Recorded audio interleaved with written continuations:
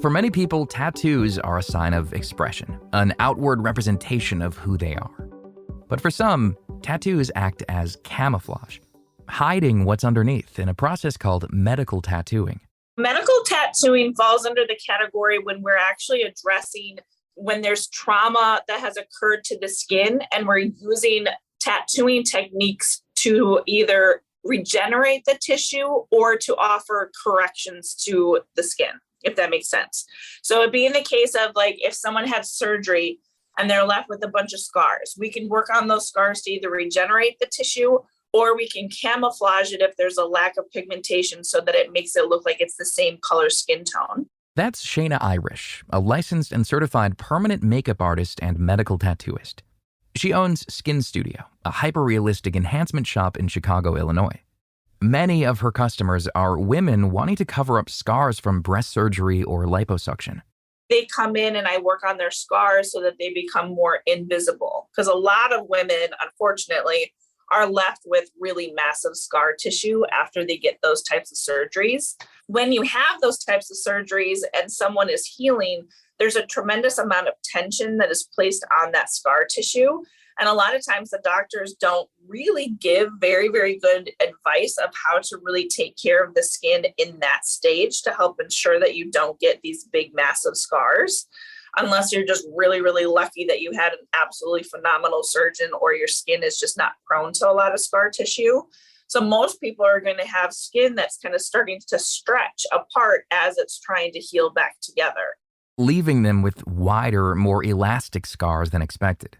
But when they meet with Irish to cover their scars, she first tries to regenerate the skin with scar therapy. When we take needles and we create micro wounds within the skin, that causes an inflammation response within the skin to help regenerate it. And it can even be to the point where if nerve endings have been severed, it will reconnect nerve endings. If melanocytes, which is our melanin or pigment producing skin cells, are dormant, it can actually stimulate those to start producing pigment again. So it literally turns back that clock and allows the skin to kind of just rebuild itself. Scar tissue doesn't hold pigment very well.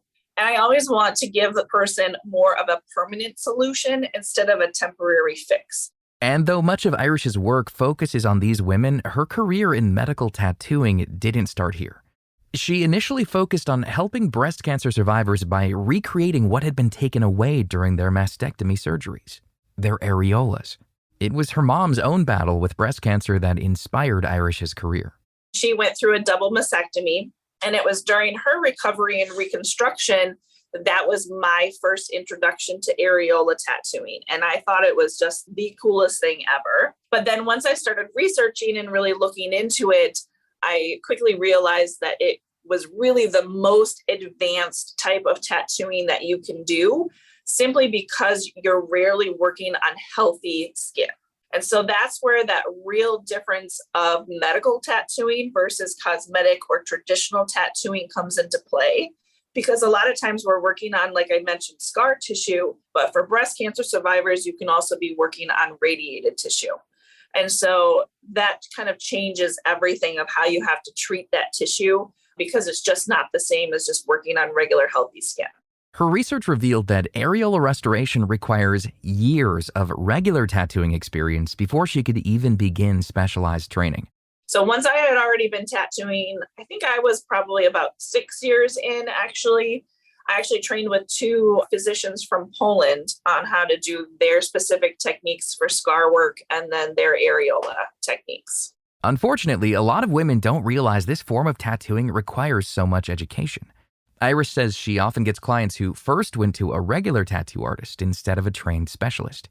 And there is absolutely nothing to say bad about regular tattoo artists, but this is very, very particular. This is different types of techniques. This is understanding different color theories, all kinds of different things. And so I've had individuals go to a regular tattoo artist and then things don't turn out the way that they thought that it would, or it looks much more artificial. And then they end up coming to me and we have to do removal and then try to adjust and correct things. Irish warns that people should always set up a consultation prior to going through with any tattoo. as well as asking to see a portfolio of the artist's healed work. That's your only way to actually be able to gauge the talent of the artist to see if they really know what they're doing, because it's healed work that is really going to show the difference between properly done techniques versus botched techniques. Which she says happens more often than she'd like.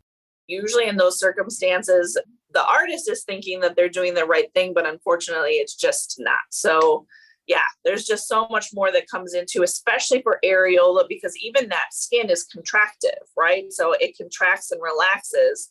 And so even just dealing with that in and of itself will change how a regular tattoo would be applied in that area. And for women who've already been through so much, she says a botched job can be the last straw.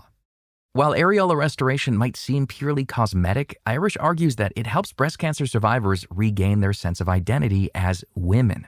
If you're a woman and you have reconstruction after and you choose to have an implant put back in, not only is that already a very long process, you've already gone through most likely multiple surgeries just with dealing with cancer.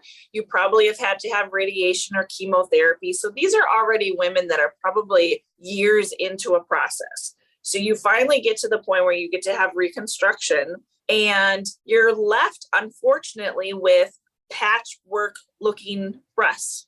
They're not usually symmetrical.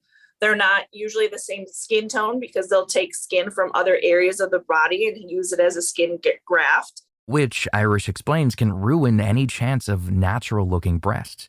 Then on top of that, then imagine having to be in intimate situations, or let's say that you're in, your gym and you're in the locker room and changing. Those are all situations where you may not feel whole. And so when a woman chooses to get the areola tattooed back on, it gives them almost a sense of closure, because that would be kind of like the last step of reconstruction, but also just, not making it look like something's just missing. Again, like it's a sense of wholeness. But even though Irish can make the restoration appear realistic, it may not always look the same as before. Unlike with a broken nose, not many clients are able to show Irish what that area looked like before their mastectomy. The fun part is sometimes they can recreate whatever they want too. So when I have individuals come into my office, I actually have a little lookbook of different nipples that they can actually choose from. So her clients are able to customize everything to their exact preference, from the color to specific shapes and sizes. Irish says the initial tattoo process lasts about an hour. Then the women return for a follow-up session to touch up any areas that need more pigment. We're working on usually radiated or scar tissue. Those tissues don't always hold pigment the same as healthy tissue. So we want to have a backup session or a follow-up session to make sure that everything healed perfectly. And if it didn't, then we can make those adjustments. So some people honestly are not candidates at all because they may have permanent darkening of that tissue. And unfortunately with tattooing, we can't take something that's darker and make it lighter. We can only take something that's lighter and make it darker. But typically, most people, we're going to usually start people on a session of 3 sessions. Along with medical tattooing, Irish also trains other artists how to properly perform areola restoration. You can find more information about Shayna Irish and all of our guests on our website, radiohealthjournal.org. For more behind the scenes, follow Radio Health Journal on Facebook, Instagram, and X. This segment originally aired in August 2022. Our writer-producer is Kristen Farah. Our production manager is Jason Dickey. I'm Greg Johnson.